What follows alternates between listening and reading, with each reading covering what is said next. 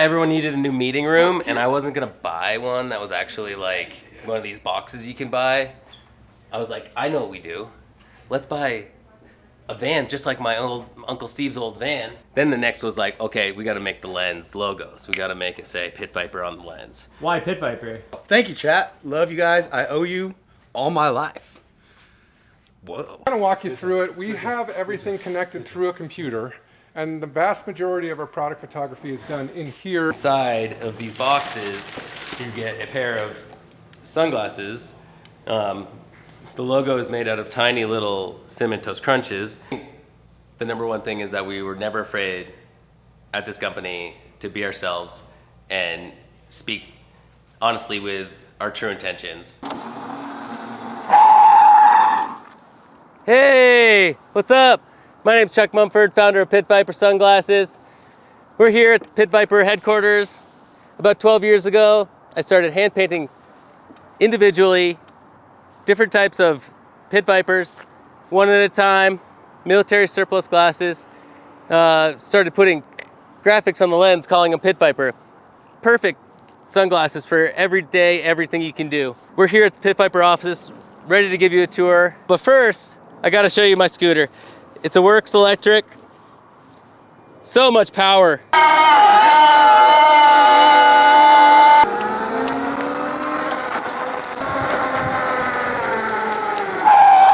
Let's go check out the office. 12 years ago, I founded Pit Viper Sunglasses. I was living in my van, spray painting sunglasses, hand painting the splatter paint that everyone loves. Next thing you know, we built the company up and up to the point where we are now. When we started, it was a small group with me and my business partner, Chris Garson. We started with just my van in a small garage, painting 20 pairs of sunglasses at a time. I would take apart the glasses, paint them, put them back together. We would use decals and put them on the lenses. This was like 12 years ago. Since then, we've made massive strides where after painting over 10,000 pairs of these sunglasses, we had to make the manufactured sunglasses that you know today. Hey, welcome here. This is our Antonio Marest entryway. We have beautiful murals put up here by Antonio Marest. He came in with a team, stacked the scaffolding up, and we targeted him as the best muralist that Pit Viper's ever seen. So with this beautiful art, matching Pit Viper style perfectly. These are monoboards. Most people don't know about those, but they're super cool. You can slide down snow on those, put your feet in them this way. Got some R&D happening right here. Looks like this is gonna be good. Warranty mail, which is basically presents from people. So you don't know what's in there? There should be a pair of glasses in here, I hope, and then possibly something else. That just showed up in there, so. What is it? I don't know. Starting to get. It looks a little iffy. Got here. Looks like something that was once edible. Some type of lunch. Eviva La Viper. And we don't always get food here. Sometimes people send us cooler stuff. Got some ashtrays here. Thank you, chat. Love you guys. I owe you all my life. Whoa. I hand painted this. This is kind of like some of my old paint technique was, this is how I would do the glasses, because this purple would be what was once our Donatello. I did some tape with some triangles. This is going to go out in front of a local bar here in Salt Lake City. We have Steph here. Steph's working on making all our cool clothes. Hi! Doing this for a decade. I love it. I'm a mom. Out of apparel and accessories here. Start to finish, just developing our silhouettes, artwork, print placement, breath of fresh air coming to work every day. Here, this is a 19. Oh, whoa. This is a 1989 Volkswagen Westfalia Vanagon GL. It's not actually a Westfalia. It's just a Vanagon. Yeah, everyone needed a new meeting room, and I wasn't gonna buy one that was actually like one of these boxes you can buy. I was like, I know what we do. Let's buy a van just like my old Uncle Steve's old van, and you can see inside that has like the perfect meeting room setup with like a table and seats, Goggles. And I remember it because Uncle Steve had this exact van, and we would drive around, and he would take us to the park or something, and we could have like lunch I'm Barb, a creative team manager. Work with all the people, the talented people here. And you also have an IMBD. I have an IMDb. Oh, IMDb? Is it not IMDb? I thought it was BD too. I thought DB. it's DB. IMDb. Database. Oh, well, you do have one though, and it's with J-Lo. I have one, and it's with J-Lo. I put some art to it. Each one of these stickers is I cut from vinyl to give it this kind of psychedelic look with some electric lightning bolts. I had the idea, I went with it, and I first started and then realized, what am I doing? This is gonna take way too long. But then once you start, you you gotta follow through and finish. So Do you remember your first set of pit vipers that you painted? I do. I think it was just I was practicing doing splatter paint and doing a light speckle on the frames. And I believe it was probably just white paint because it was just probably what I had to try to get the speckle, and it turned out really good. And I realized, oh, that's our thing. We gotta do the splatter paint. Then the next was like, okay, we gotta make the lens logos. We gotta make it say Pit Viper on the lens. Why pit viper?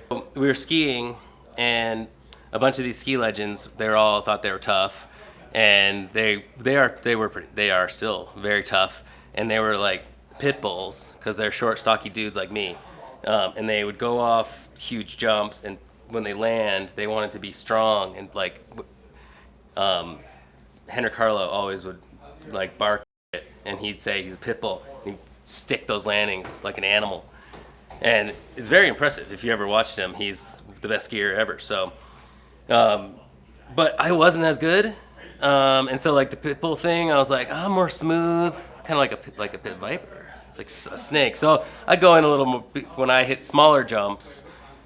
I was always interested in being smooth, and so we were running with pit viper style as a ski style forever. Then it transitioned into it on the lens, and it was just a natural occurrence. When did you start realizing you could sell them? Everywhere I went and I was wearing them, this was before everyone was wearing big shield sunglasses. Everyone was always saying, stop me on the street, dude, sick shades, oh, bro, sick, those are sick, And I was like, yeah, cool. I know. Oh yeah, I do like these. And everybody getting all that feedback from people in the world was what really drove me to like have confidence that this was gonna work and that this was something that I wanted to follow through with. What was the next step? It was just hand painting more and more and putting them out in the world. I'd carry a briefcase around. I think we got some briefcases over here. And I'd fill them up, and we still do this today, going to events where people would say, what's in the briefcase? I'd paint that too. And you'd be like, boom. Like, oh, what's in there, man? That's cool. And they, who knows what they actually thought was gonna be in here? But then it would be sunglasses. And their minds would explode. Next thing you know, we're like, oh, cool. And I'd sell them for cash or whatever and go buy a burrito and be on my way. And when did you start scaling? When we ran out of sunglasses to paint, and we realized we needed to go to overseas production, and we did a Kickstarter. So we used the crowdfunding platform Kickstarter to get our first production run, and I don't remember what years that was. We can fix that in post. We did a Kickstarter to get, I think we ordered something like 10,000 pairs to get shipped over here that we could mail out ready to go with the color schemes that were already designed from pairs that I had painted. At an office, it was what we used to call Chuck's Ski Emporium because like all the skis on the wall, I probably had 200 pairs of these old skis because I really love them and I didn't want them to go to the waste and I would cut them up into different types of projects. I would build displays and everything with the old skis, paint them up, and then also ski on a lot of them. So that was the best part, of skiing on them. After we built, at one point we ran out of space at this small little Chuck's Ski Emporium, and we went to the next place we called Pit Viper Center for World Domination. And that was the next office we had, which was about 4 miles away from here. And we were in that building for probably 3 years. And then we moved into this space. when we first moved into this space, this whole downstairs where we are now was our shipping area. So that all of this space was shipping. And then upstairs we had offices. It was completely different, not remodeled as it is today. But when we saw this building, we had to have it because of the studio in the back, which was the main reason why we were so excited to get it, because we love filming awesome content. So let's go check out the studio. I've slept here probably 15 times, but at Chuck's Ski Emporium, I used to live at it. I had my van parked outside. I built a shower in like the bathroom. I think Chris would call it like the Saved by the Bell shower, because I splatter painted the walls in there, and it was all pastel colors. Because we're such a creative company, we saw this wall, and it sparked so much of our imagination to be able to say like what we could do. It was like the sky's the limit. There's nothing we couldn't do, and so it was so exciting to be able to do all our photo shoots and everything else that we do. We can do it all here in-house and have full creative control. So that was always been super important for us. New Pit Viper Ice Cold display. It's going to be at retailers near you. You can see this one's probably locked. No. Yeah, I'm gonna drink these ones. Oh, drink this beer. So bad. My thirst is quenched. This is Alex. Hi, I'm the photographer. I just got hired. I worked for K2 Skis for about 10 years, and then I did stuff for Carhartt for a little less than 10 years before here. I'm going to walk you through it. We have everything connected through a computer, and the vast majority of our product photography is done in here. There's a hole in the wall. Oh, and wow. We put a camera and we shoot right through there. If you shoot right through there, you'll see what I'm shooting right now. The reason why we shoot in this thing, and it's just to get smooth reflections all the way around, because all the product that we shoot is so reflective that anything will show up in there. So we needed a real clean, white, seamless room. And this is kind of where we do everything. We got some ski helmets even coming out. Goggles, helmets is part of our new product line coming out this winter. It's like a hard leak. You can't show that. Oh, yeah. We just wrapped up a collab that's gone live with this cereal brand, Cinnamon Toast Crunch. We've been calling it CTC. Inside of these boxes, you get a pair of sunglasses. The logo is made out of tiny little Cinnamon Toast Crunches. We get a special Cinemoji here wearing his Pit Vipers, and comes with spoons that you can eat your cereal with. So you can eat your cereal just like that. We have a petition going to try to make June 9th a federal holiday for Reciprocation Day. So please go onto our website, go follow the links, sign the petition, please. Make 6/9 a federal holiday so that we can take it off at work. Why do you think Pit Viper worked?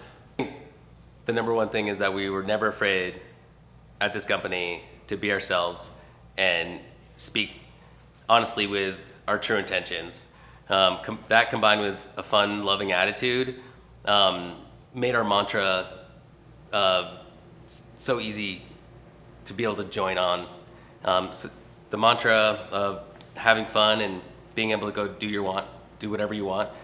The mantra of being able to do whatever you want and expressing yourself however you want is a timeless experience. It's very difficult for a lot of people to achieve that, even if it's something you want to do. If we're able to give you one little boost of confidence so you can go out and be yourself, that's the most rewarding thing we can do. That, along with having fun, is never going to get old. We always want to have fun. I want to make sure that everyone knows that Pit Viper can be for them. We want everyone to come on board at Pit Viper. We have lots of fun. If you like to have fun, come on, let's go have fun.